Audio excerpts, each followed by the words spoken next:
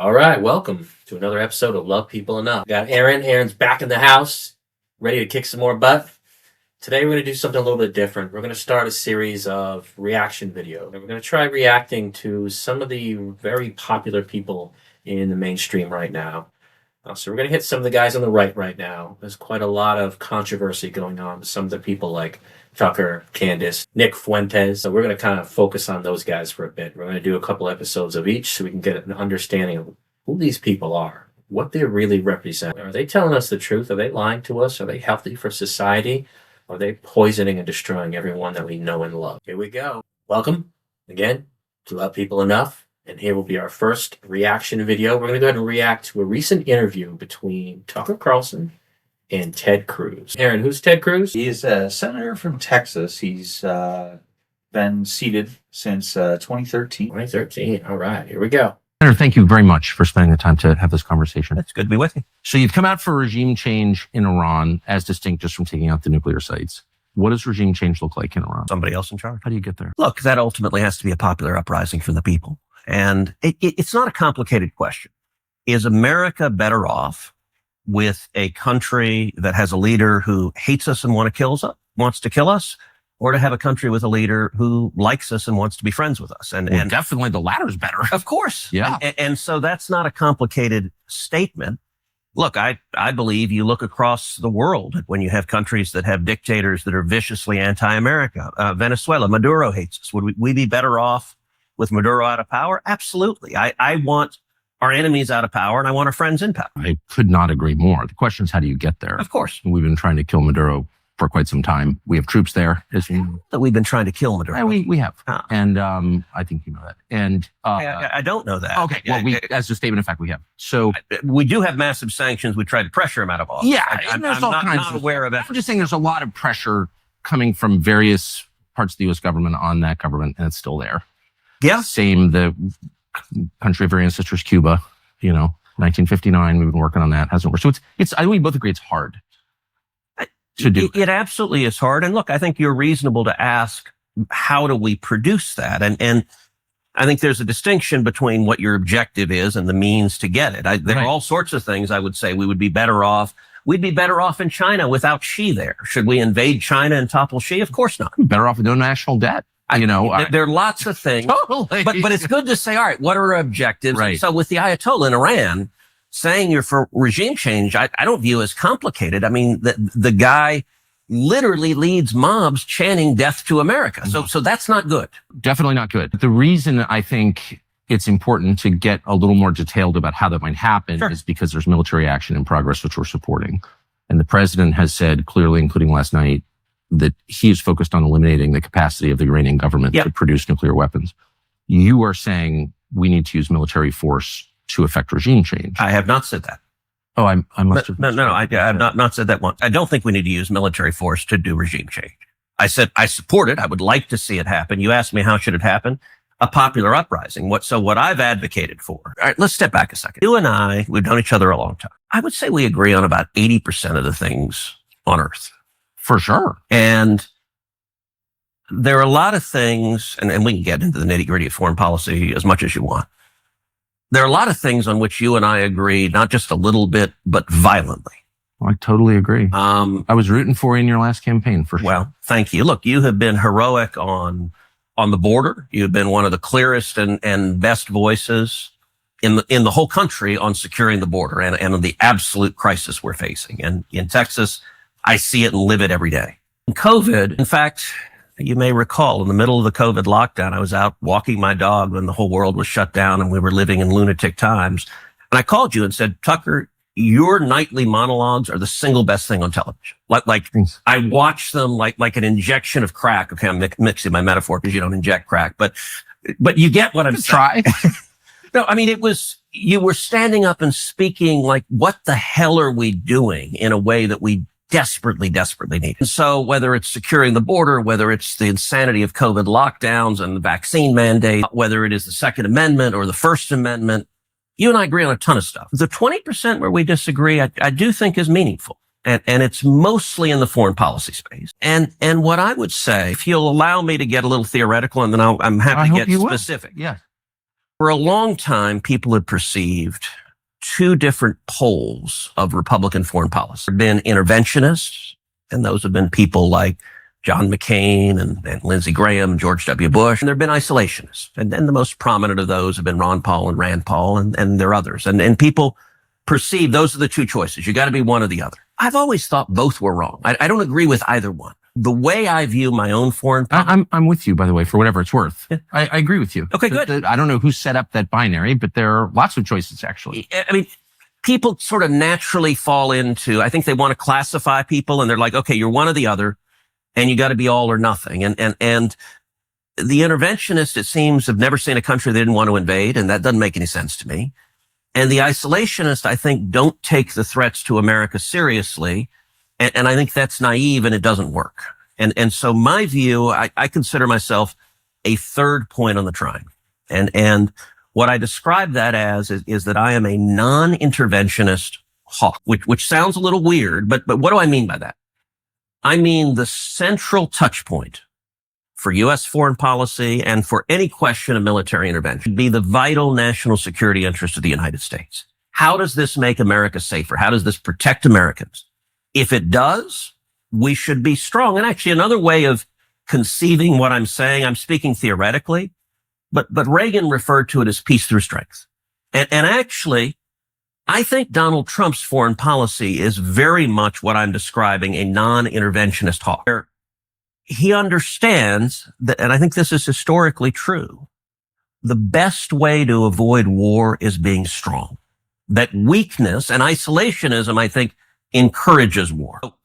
Going back to regime change, where you started in Iran. So just to make, I don't think I disagree with anything you've said. So we may not be that far apart, really, because you said that the single criterion for making decisions about America's foreign policy is America's national interest. Yes. That's it. Yeah. Which is also America first. That's another way of putting that as I think well. it's the definition of it. Yeah. The question is, are we watching that now? So I think we are. From what you've said publicly, I think on Iran in particular, you and I disagree. All right, let me contrast it when Obama was president. And at the time, I tried to keep an open mind to it. I said, okay, let me listen to the commander-in-chief, describe to me how this is in America's interest and what your plan is. And Bashar Assad was a bad guy. He was killing his own citizens and he had chemical weapons that were very dangerous. I could conceive of a commander-in-chief laying out a plan for, okay, we're going to go in and say, grab the chemical weapons and leave. Like I could see that if there was a real threat to America and there was a plan to prevent that, I could see supporting that. So I wanted to hear what he had to say. I listened both in classified briefings and public questioning. And number one, their public defense of it was incoherent. So John Kerry said, we're going to engage in an unbelievably small strike. I think that's a quote. Like, okay, and to do what? At the time, there were 9 major rebel Islamic groups in Syria. I'm like, okay, I agree. Bashar Assad's a bad guy. You topple him. And one of the 9 other groups takes over. 7 of them were affiliated with radical Islamic terrorism. You had Al-Qaeda and Al-Nusra. I'm like, wait, how is it better to have lunatics who hate us in charge? Assad's a bad guy, but I don't want worse guys in charge. The Obama administration couldn't give an answer to that. And ultimately, when you press them, John Kerry in particular, I pressed, and he would say, well, we need to defend international norms. Like, what the hell's an international norm? I don't know what it is, but I'm not interested in putting U.S. servicemen and women in harm's way to defend one. Amen. So I opposed the Syria attack and opposed it vocally. And it was interesting. Rand and I agreed. Rand's a friend of mine, but we agreed with that position for different reasons. What I was asking is I think the question we should ask, how does this make America safer? The Obama administration couldn't give me an answer, so I opposed it. I think Iran is very different. Let me ask what you think of how Syria wound up, because Bashar al-Assad now lives in Moscow. Yeah. He was taken out by our allies, and he's been replaced by a radical Islamist who was affiliated with ISIS. So is that a win or no? Clear. Look, Syria's a mess, so I've consistently opposed. But we had a secular leader in a religious and ethnically diverse country. Now we have a religious extremist, Islamic religious extremist, who's overseeing the purge of Christians and Alawites. Is that better? That doesn't seem like a win. One of the things you said is you said he was taken out by our allies. I don't think that's right. Israel didn't take Assad out. What happened, and I'll tell you. What about Turkey? Turkey didn't take him out. So it was interesting. I had a long... How did Assad get kicked out? Yeah. When Netanyahu was in D.C. a couple of months ago, he and I sat down for a couple of hours. He's a good friend of mine. And we talked actually about Syria. He made an interesting point that I've not heard anywhere else, in that he said he believes what toppled Assad was when Israel took out Nasrallah.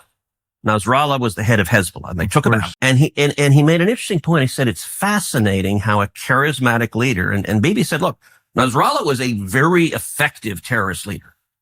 And when they took him out, that power base was supporting Assad. That ultimately, in Bibi's analysis, removed the support from Assad and toppled him. But they weren't trying to take out Assad. My view now, I don't know. So you don't think that, and I don't, it is very confusing, and I don't know that anyone really knows all the details, but you don't think that Israel or Turkey or NATO ally Turkey played any role in toppling Assad? I don't know. I don't know that they did. Look, my understanding of that, they clearly took out Nasrallah and Hezbollah. They've decimated Hezbollah, but Hezbollah is waging war on them. So decimating Hezbollah was very good for Israel and very good for America too. I mean, Hezbollah hated us.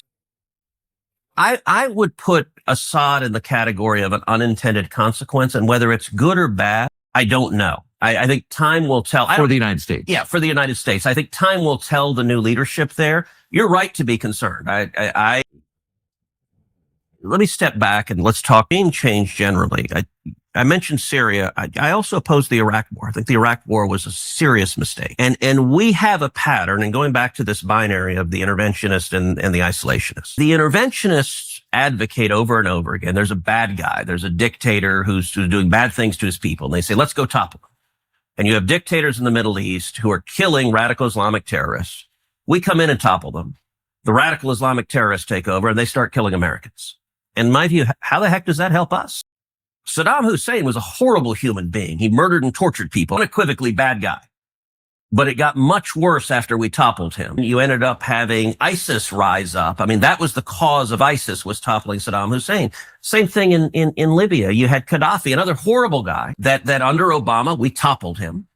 And you ended up having radical Islamic warlords taking over. And it's the question I asked in Syria. Okay, well, what's the plan? And how is this good or bad for the United States? And so I don't think with Iran, I view Iran as very different from Iraq. But up to that point, you say we disagree. I don't hear really anything. I'm not quite sure what happened in Syria, but I don't know. So, right. But other than that, I don't hear. Pause for just a quick moment. Yeah. All right. So talked about quite a lot. Let's take a moment to talk about what our thoughts are for isolationist and interventionist, policies in general. Yeah. So I do not agree with being an isolationist, but I don't think I think Ted Cruz has a point of being in between. We use our naval ships to enable free trade throughout the world, and that's critical for our livelihoods, for trade. Free trade is amazing. We enable it.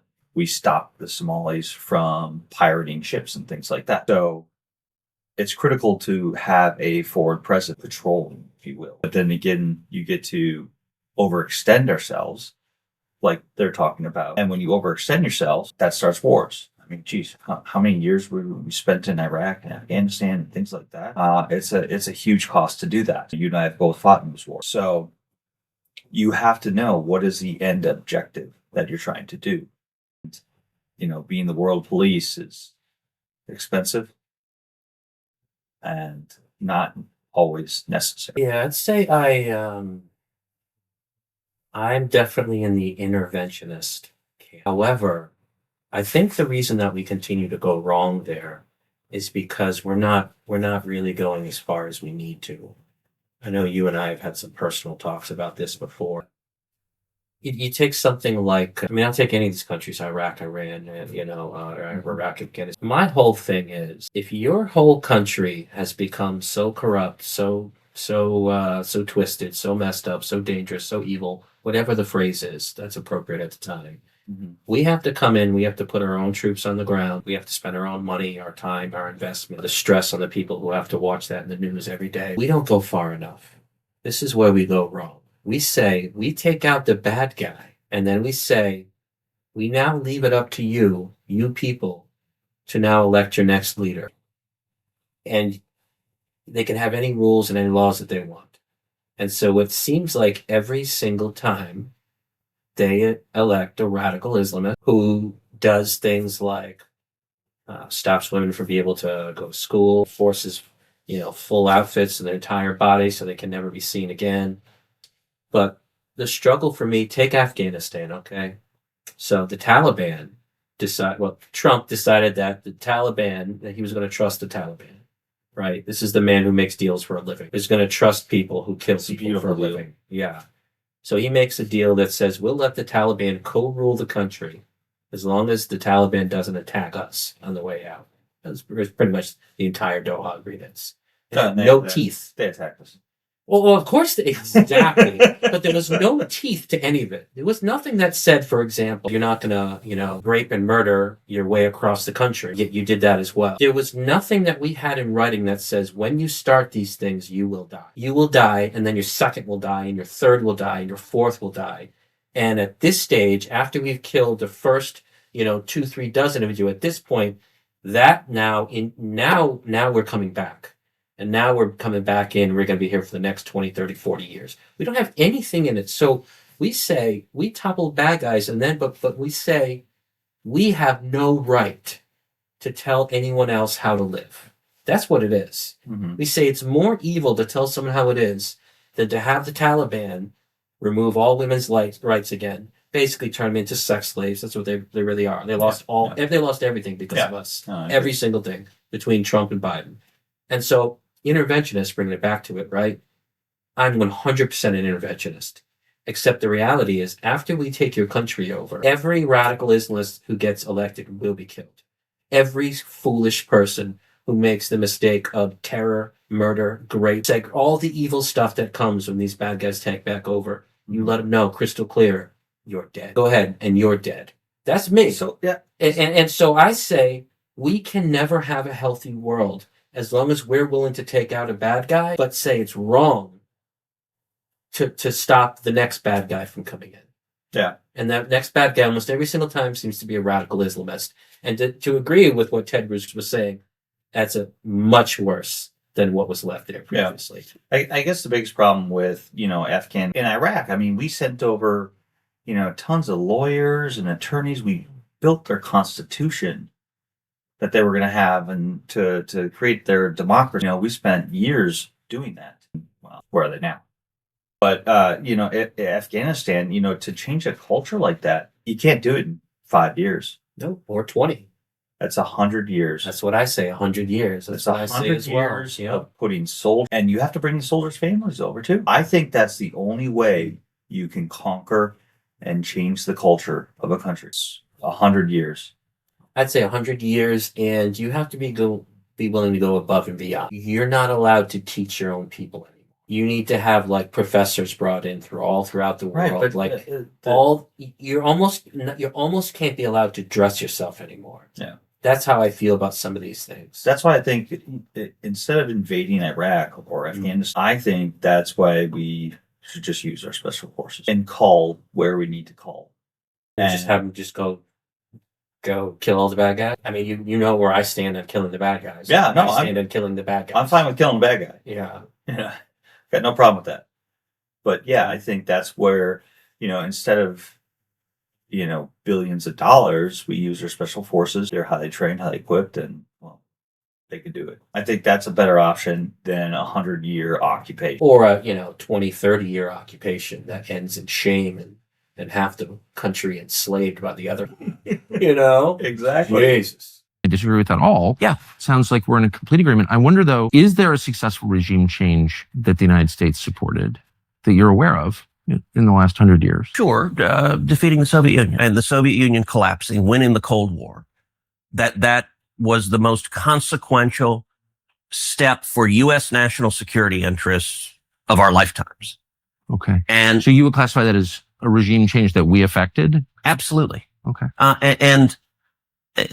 Look, you and I are in my office. We're sitting next to a painting of Reagan in front of the Brandenburg Gate, and up top are the words "Tear down this wall" in German, in the style of the graffiti. And I think those are the most important words any leader has said in modern times. And if you look at how Reagan waged the Cold War, and Reagan is very much my model for how to, I actually think how Reagan took on the Soviet Union is exactly how we should take on China. Now, starting from the point, look, Reagan was not an interventionist. In 8 years, the biggest country Reagan ever invaded was Grenada. He was very reluctant to use U.S. military force. He didn't respond after the 83 barracks bombings. You're right. Yeah, he made the judgment that the risk exceeded the benefits. And that's a very rational decision to make. And it's reflected. Trump has made those same decisions where he is willing to use military force, but he very much asks, okay, is this good or bad for America? Does this endanger U.S. servicemen and women or not? And one of the points about the Cold War, look, nobody in their right mind wanted a shooting war between America and the Soviet Union. The two biggest nuclear powers on Earth firing bullets at each other is really unhealthy for human beings. Same thing is true with China. Nobody with any sense says, hey, let's go to war with China. That's really dumb, and a whole lot of people could die. But the Cold War showed we've got lots of tools short of sending the Marines to fight against a regime. And one of the most important tools is the bully pulpit. And so when I say I support regime change, I actually think just simply laying out what the Ayatollah does. And so I spend a lot of time, I speak to Iranian dissident groups. I speak out against human rights abuses. I think shining a light on the depravity of leaders is a really powerful tool that America has. Should we limit our activity to that? It depends. Again, because the U.S. government pays opposition groups, militarized opposition groups in Iran to overthrow the government. We've done it in a lot of different places, as you know. I'm not saying it's bad, but that's very different from what you're describing. You're saying we're making a moral case, as we did for 7 years with the Soviets. Our system works, yours doesn't. And I think we made a credible case for that. And we beat them over 70 years economically. That was a huge part of it. Right. I think everyone would agree that was the main part of it. We didn't beat them in Vietnam, North Korea. The main part of it, but it was tied to a military buildup. So I think it was two things. It was one, the clarity. So Reagan came in and he described the Soviet Union as an evil empire. And all of the intelligentsia in DC, all the Democrats, all the media, they're like, what a horrible thing to say. You can't say that. Reagan went to the United Kingdom and he said, Marxism, Leninism will end up on the ash heap of history. People were horrified. They asked him, all right, what's your strategy in the Cold War? He said, very simple. We win, they lose. And that was all viewed as sort of a Philistine simplicity. And I think it was exactly right. And laying that out, do you know the backstory behind the Berlin Wall speech? Yeah, I do. Yes. You probably know Peter Robinson, who was the speechwriter. Yes. 3 times the State Department deleted those words from that speech. And 3 times Reagan wrote it back. And the State Department argued, they said, Mr. President, you can't say this. This is too bellicose. This is too provocative. And my favorite, they said, this is too unrealistic. The Berlin Wall will stand till the end of time. And Reagan said, look, this is the whole point of the speech. And less than 3 years after Reagan gave that speech, the Berlin Wall was torn to the ground. And it wasn't knocked down by American Army tanks. We didn't shoot missiles at it. It was shining truth and light that tore it down. It was also rebuilding the American military. It was what was then pejoratively called Star Wars, where the Soviet Union, their economy couldn't match our military buildup, and it bankrupted them. That's an example of peace through strength. I wonder, is there anybody who was alive in 1989 who wouldn't trade that America for the one we live in now? There's not one person, I don't think. Oh, sure. But just the basic metrics, debt, suicide rate, life expectancy. I wonder why after that victory, America didn't thrive in the way that we thought that it would, that I thought that it would. My family was involved in that. We were very focused on it in my house. We won. And I wonder 2 things. Why didn't the United States kind of declare victory and make some sort of arrangement with Russia that allowed mutual prosperity rather than continuing a Cold War? And second, I wonder why the United States didn't get a lot better. Why don't we have better infrastructure? Why don't we have fewer homeless? Why do we have all these drugs? If we won, why does our country look like this? I walked across from Union Station this morning, as you do, I'm sure, every day. And all these people lying in the street and sleeping outside. It's what is that? Look, there's no doubt there are really dangerous forces in our society. Some of it is politics and some of it is culture. And one of the mistakes people make in politics is thinking everything is politics. So the political answer, which I happen to believe, is we went much further down the road of liberalism. You look at Bill Clinton, who inherited the peace dividend of the Cold War being over, and moved us more to the left, and then Obama accelerated it a lot. So there are lots of I agree. bad economic policies, but I also think they're cultural things. I Loss agree of faith, with loss all of of that. family. I know what you're going to say, and I agree 100%. I bet there's not one word that I would disagree with. All I'm saying is, like, I think it's important to step back and ask. But I actually think Russia has very little to do with it. So Well, that's kind of the point that I'm trying to make, which is, like, we're all sort of focused on beating our adversaries abroad, but what is victory worth if our own country becomes what it is now? And maybe we're spending a little too much time focused abroad and not enough time focused on the people sleeping outside Union Station. So look, I absolutely think we Isolationist? It sounds like it. He's 100% an isolationist. This is a man who spends nearly every show somehow talking about the evil of Israel. This is a man who, in my opinion, is doing everything he can to sabotage America. I mean, some of the things that, as I've seen a bit of some of these episodes, they're going to come up. Some of the things are going to just shock you with the different things that are going to come out of Tucker's mouth. Yeah. But I mean, he's, as far as I'm concerned, he's the enemy within. And these next many videos, I think, are going to prove that pretty easily. But yeah, he's 100% an isolationist. He doesn't believe we should help anybody out for any reason, any time whatsoever. It's just, I view that as beyond irresponsible. No, that's very irresponsible. You know, the enemy is all at your gates, and they're all under one banner, and that banner is going to be Islam. Let's be honest. Then what's Tucker going to do? Well, Tucker will have his house in Doha. Yeah, So he'll be fine. he'll be just He'll chilling. be one of the useful idiots that ensured that Islam took over our country. Ted Cruz will be executed against a wall. He'll have his head chopped off. Ironic. That's what will happen to Ted Cruz when it's all said and done. Tucker will be multi-millionaire in Qatar. Yeah. No, he's never taken a dime from anyone. Yeah, I know. It's just all his companies that have. Oh, yeah. Yeah, exactly. Yeah. need to focus at home emphatically, and we need to focus on prosperity, bring people low taxes, small businesses, American free enterprise. It's the most powerful force for fighting poverty the world has ever seen. I'm 1,000% there. I also recognize it is a dangerous world, and part of the responsibility of leaders, part of President Trump's responsibility, is to keep America safe. Let's go back to where we started. But with can I ask, Iran. you've been in the district a long time in D.C., so have I. And the city's way more dangerous, and Congress runs this city. It's a complete crap hole. So I'm saying, like, no Iranian's ever going to kill me. But I could get carjacked here. Well, and I just don't understand how the Congress could run this city and focus on the dangers of Iran when the city is like garbage. It's garbage. But Congress doesn't run the city. We could. Congress does run the city. It's in the Constitution. In the Constitution, but they've given home rule, so it's a Democrat mayor who runs it. You control the Congress. I'd vote for it. Pause right there. You bring a real good point. What about 9/11?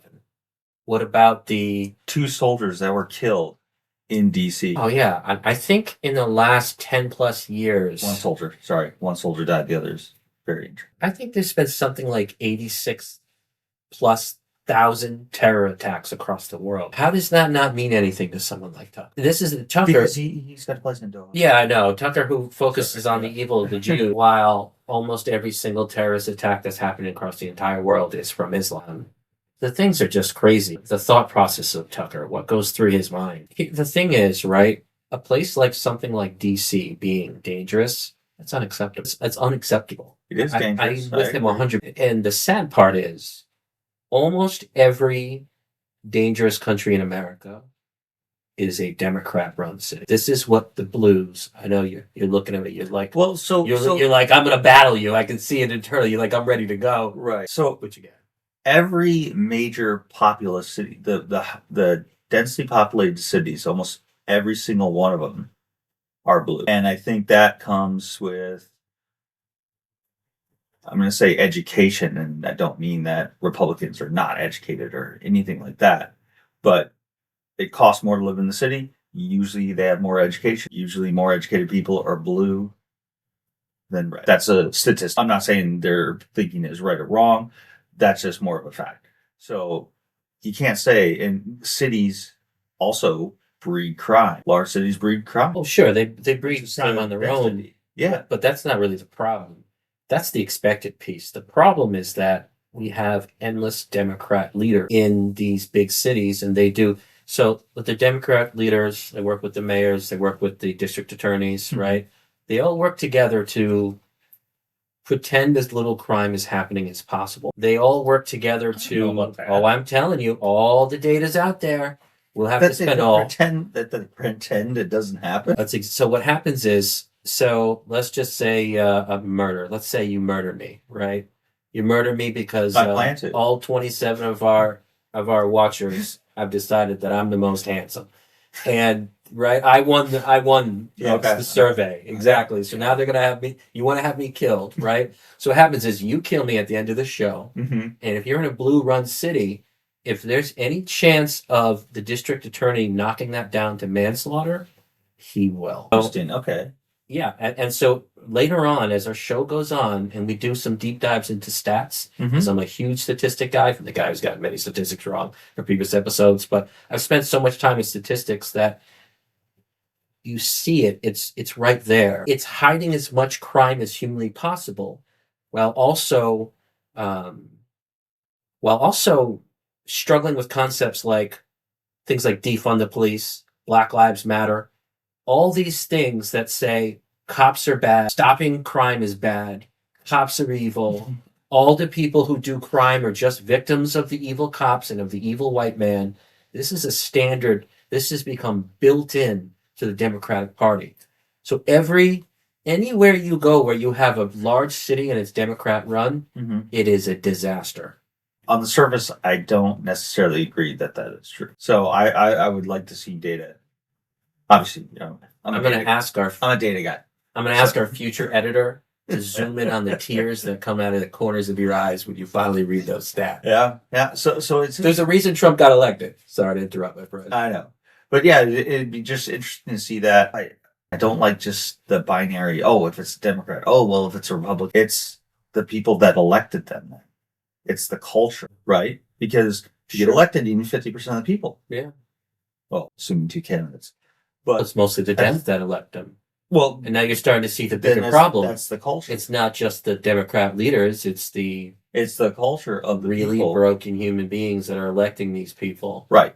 Yeah. Like I just saw last night some short that came into my into my feed in YouTube, and it was a Democratic senator. I don't know who she was, and she was giving a speech that started with something like, "I don't feel good that I'm a white woman in this world," and starts talking about her privilege, and then starts saying, I would feel even worse if I was a white male, where the whole world has been handed to you. I'm going to be honest. I don't feel good about being white every day for a lot of reasons, because it's a point of privilege that I get to move through the world in a way that so many of my other colleagues and friends and family members of the community don't get the privilege to do.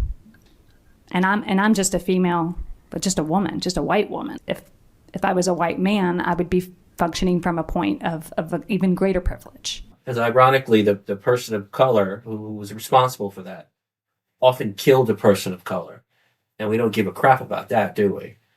We don't care about simple things like that. Often these people who want to protect these communities, they do so much harm, so much damage to them by not allowing them to be safe. They say just because the color of your skin, we should let everything go. Just because of the color of this person's skin, we forgive them for nothing. Who's saying that? Democrat leader, that's who. But it is a question of math.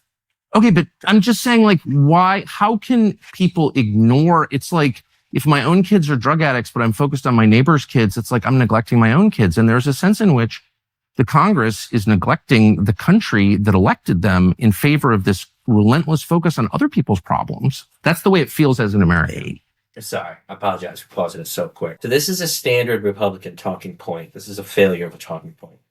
They say we have no business helping someone else on the other side of this line because we have someone who still needs help on this side of the line. The reality is we can do more than one thing. Yeah. It's such a trap. Yeah. I hear Republicans say this all the time. Oh yeah, we shouldn't be helping them when you have veterans on the street. You know what? The veterans are the streets because no one's focused on the veterans on the street. It has nothing to do with whether or not other focus is in other places. They're just choosing to ignore those things. Yeah. There's no reason you can't do both. No, I agree. This is a nonsense talking point. Yeah. And for someone like Tucker, it's almost deceptive in my opinion. That and the other thing too is we are in the middle of the longest government shutdown ever. Didn't we close that and that finished? They finished it? Yeah, they finished that. Well, it was the longest ever though. But the point is, if Congress and Senate cannot pass a budget, especially when it's all red, I believe if Congress and Senate cannot pass the budget on time, every single one of them cannot run for re-election. I'm in. Sign it. Sign me up. I'll sign up for that one. Yeah. There are lots of problems in America that we need to fix. Why is DC a pit? Because you have a mayor and a Democrat city council that won't let police officers arrest bad guys. And in every city you see across the country, whether it's New York, whether it's Chicago, whether it's LA, whether it's San Francisco, if you have Democrats, we see the LA riots where they won't let people be arrested. All right. Then why not work in regime change here? Why not use the bully pulpit? What do you think I do every day? And you see Republican senators stand up and say, I just walked to work this morning over people dying of drug ODs. We're going to shut this place down unless they fix it. They're mad about Putin. Like, what did Putin do to Washington? Nothing. Look, in terms of regime change, let's talk this week. The riots in LA. I've made very clear that the cause of those riots are Gavin Newsom and Karen Bass. And when you elect communists who hate America, who stop law enforcement from arresting criminals, you get what you get on the street. Amen. I agree. My in-laws are Californians, and they're wonderful people. That Heidi grew up on the Central Coast of California, and I remember I was texting with my mother-in-law, and I think I sent her a video of criminals going to a store and just looting in California. And her response, she said something like, "Well, this is really terrible. I wish we could. It's a shame we can't do anything about this." I said, "Yes, you can. Go in and arrest them, throw their butts in jail, put them in handcuffs, 100%. And it stops." Exactly. And so we know how to fix these things, and DC is, I think DC voted, if I remember right, 92% Democrat. Democrat policies don't work, and they destroy every community that they are in charge of. Then why don't Republicans assert their constitutional authority over the city? Don't they control the Congress? Yes, I'd be all for it. Who's against it? Susan Collins is really vocally against it. So on questions of home rule, so for example, let's take an issue you and I care a lot about, the COVID lockdowns. I had a couple of years ago in the middle of them. The DC school district was proposing throwing out of school any child that was not vaccinated. And at the time, if I remember correctly, it was something like 40% of the African-American students in DC were not vaccinated. So we're talking about literally throwing out 40% of the kids at public school. And so I had a vote on the Senate floor to say, look, they can't throw kids out of school for this. And we ended up having a big argument. And part of the argument was home rule, where and Susan was the most vocal Republican that's like, no, we have to let DC run. And I'm like, why? The Constitution gives us the power to do it. And it ended up, by the way, every single Democrat, all of them, voted in favor of the DC public schools being able to throw out 40% of the black kids from school. And I said, look, you throw a kid out of school, you got a 14, 15-year-old boy, you throw him out of school, you know what's going to happen next. He's going to join a gang. He's going to engage in crimes. He's going to engage in drugs. He could be dead within 5 years if that kid doesn't get an education. And the Democrats were more than happy to say, we don't care. Right now, our religion is get the vaccine or to hell with you. I mean, once again, I couldn't agree with you more, but can you feel the frustration of people, including your voters, every American, at the emphasis on foreign countries and the threat we supposedly face, a lot of which is fake, obviously. Like, where is he going with this already? Like, what are we talking about? He's making his way to Israel right now. That's what he's doing. He's making his way to the Jews. He's not even listening. He's like not hearing a word that Ted Cruz is saying. It's exactly what I was just going to say. Yeah. Which is sad, because this is the type of interview I would love to have. Mm-hmm. Like, even depending on whether or not you're a fan or not a fan of Ted Cruz, he's well-spoken, he's articulate, he's expressive, he's willing to communicate in what comes off as a free and open way. Absolutely. This is as good as his opinions. Yeah. So, yeah, that's fine. And if you think about that, right? So what you just heard was Ted Cruz was saying Democrats were completely ready to have almost 1 out of every 2 black kids get kicked out of school. Every single one of them voted for it. Wow. That I find insane to me. Yeah. Yet, I agree. That is not a good policy. It is not. I think that makes the Democrats look terrible. And this man, Tucker Carlson, who's supposed to be a Republican, decides to not reply to that. And he's on his way to talking about the Jews. That's what it really is. Every time he says foreign this and foreign that, he's either saying, we're not condemning the Jews properly. We'll get there as time goes on.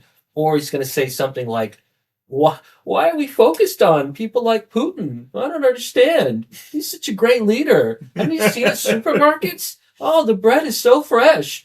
Oh, there's no crime anywhere. Coming to a Russian grocery store, the heart of evil, and seeing what things cost and how people live, it will radicalize you. So, like, his only foreign policy stuff is, I hate the Jew, and We just should. we should not. Why are we bothering these dictators and radical Islamist leaders? That's really his mindset. Why are we doing it? That's crazy. We have veterans here at home who need help. What do we care about any of these evil bad guys and you know, the potential crap they're going to do in the entire world? Leave alone. It's just brain broken. Yeah. It's a shame because you're seeing at the very beginning of this. You're going to see this the entire way. It's going to be so much worse. Tucker is just going to turn into the worst human being as this turns out. And you'll realize, like...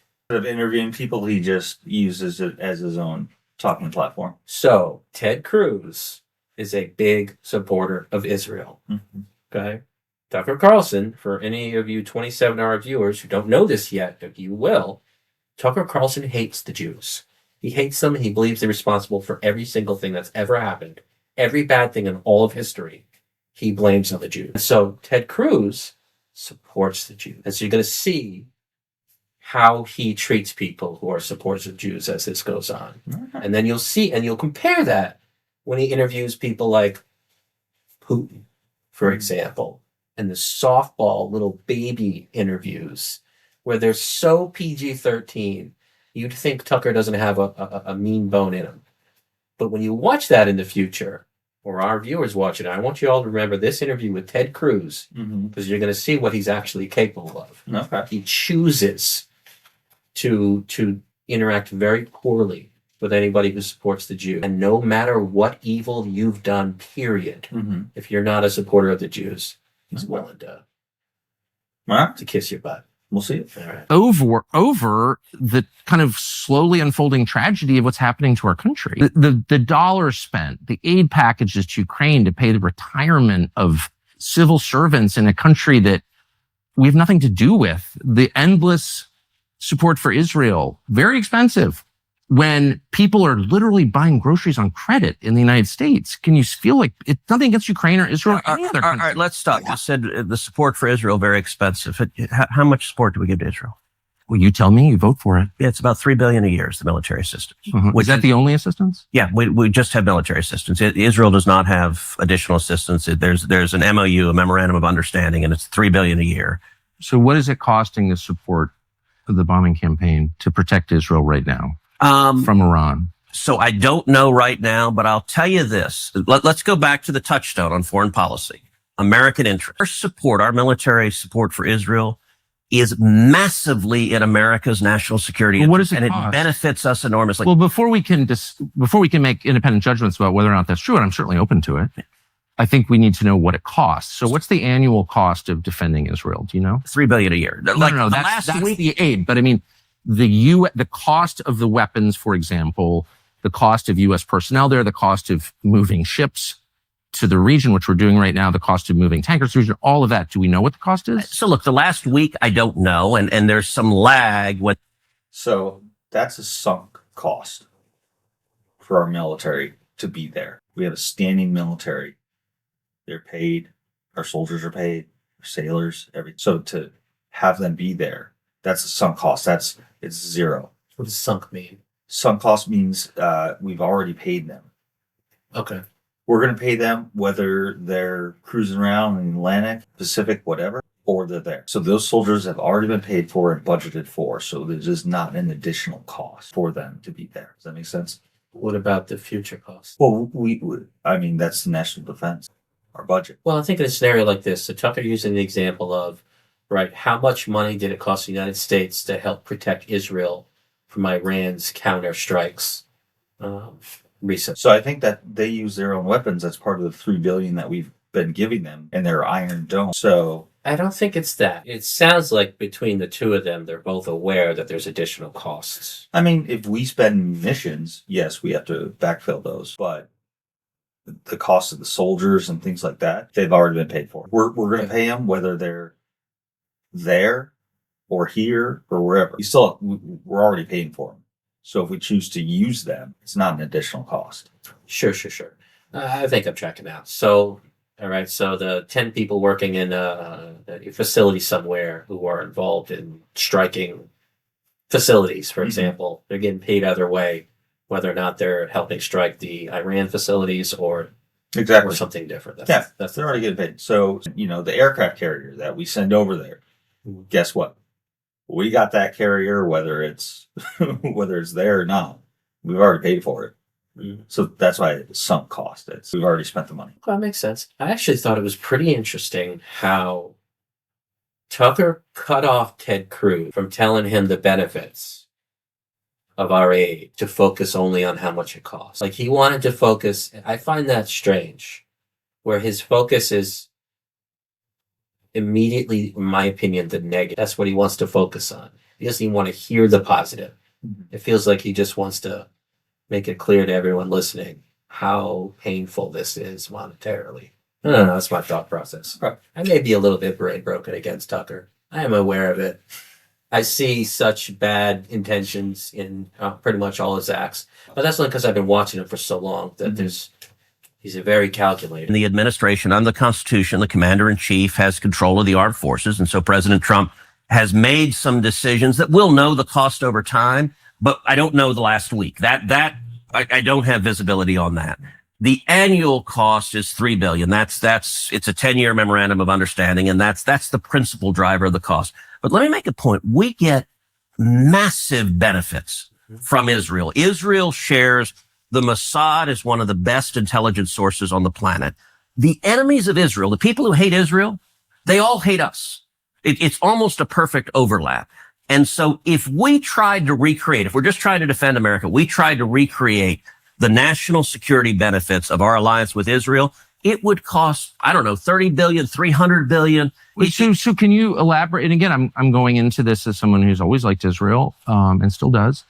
But I also think at this point, given where we are, it's fair to ask rational questions about what the benefits are. Good. So does Mossad share all of its intelligence with us? Oh, probably not, but they share a lot. We don't share all of our intelligence with them, but we share a lot. It's a close alliance. Do they spy domestically in the United States? Oh, they probably do, and we do as well. And friends and allies spy on each other. And I assume all of our allies spy on us. And that's okay with you? You know what? One of the things about being a conservative is that you're not naive and utopian. You don't think humans are all... Part of the reason socialism doesn't work is the mantra from each according to his abilities to each according to his needs doesn't work. As a conservative, I assume people act in their rational self-interest. So it's conservative to pay people to spy on you? It's conservative to recognize that human beings act in their own self-interest, and every one of our friends spies on us.